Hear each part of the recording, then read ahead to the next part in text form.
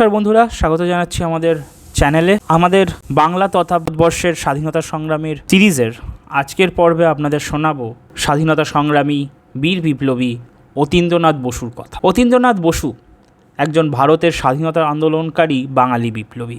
তার জন্ম হয় ৩রা ফেব্রুয়ারি ১৮৭৩ সালে। কলকাতার জোড়াবাগানের বসু পরিবারে তার জন্ম হয়। তার পিতার নাম অপূর্বকৃষ্ণ বসু।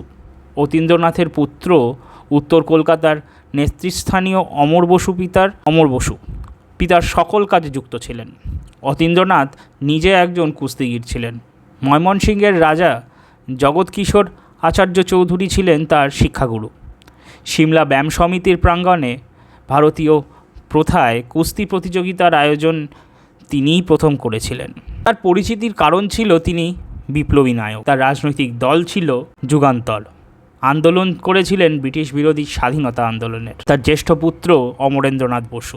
অতীন্দ্রনাথ বসু যুগান্তর বিপ্লবী দলের অন্যতম নেতৃস্থানীয় ছিলেন। তিনি স্বাধীনতা সংগ্রামে কয়েকবার কারাবার করেছিলেন। ১৯৬১ খ্রিস্টাব্দ থেকে পরবর্তী ৫ বছর ব্রিটিশ বিরোধী বিপ্লবী কেন্দ্র পরিচালনার অপরাধে ১৯১৬ খ্রিস্টাব্দ থেকে পরবর্তী ৫ বছর ব্রিটিশ বিরোধী বিপ্লবী কেন্দ্র পরিচালনার অপরাধে তাকে নির্বাসনদণ্ড ভোগ করতে হয়। তিনি রবীন্দ্রনাথের পরামর্শে মহেশালয় নামের একটি বিদ্যালয় স্থাপন করেছিলেন। ১৯০৫ খ্রিস্টাব্দে তিনি ভারত ভাণ্ডার নামে একটি সংস্থা তৈরি করেন।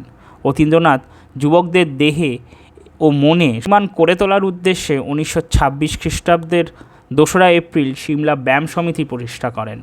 ১৯২৫ খ্রিস্টাব্দে তিনি সর্বজনীন দুর্গাপূজার প্রচলন করেন, যাতে দেশের মানুষ বিভেদ ভুলে একত্রে উৎসবে মেতে উঠতে পারে। এই পুজো প্রাঙ্গণে স্বদেশী মেলারও আয়োজন হতো।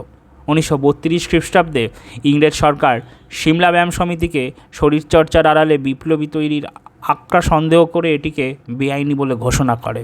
নেতাজি সুভাষচন্দ্র বসু, দেশপ্রিয় যতীন্দ্রমোহন সেনগুপ্ত, ডক্টর জে.এম. দাশগুপ্ত প্রভৃতি নেতৃবর্গ সিমলা ব্যায়াম সমিতির কাজের সঙ্গে ওতপ্রোতভাবে যুক্ত ছিলেন। বাংলা তথা ভারতবর্ষের গোটা বিপ্লবী কর্মকাণ্ড জানতে ফলো এবং সাবস্ক্রাইব করতে ভুলবেন না সমাচার দর্শনকে। ধন্যবাদ। জয় হিন্দ, বন্দে মাতরম।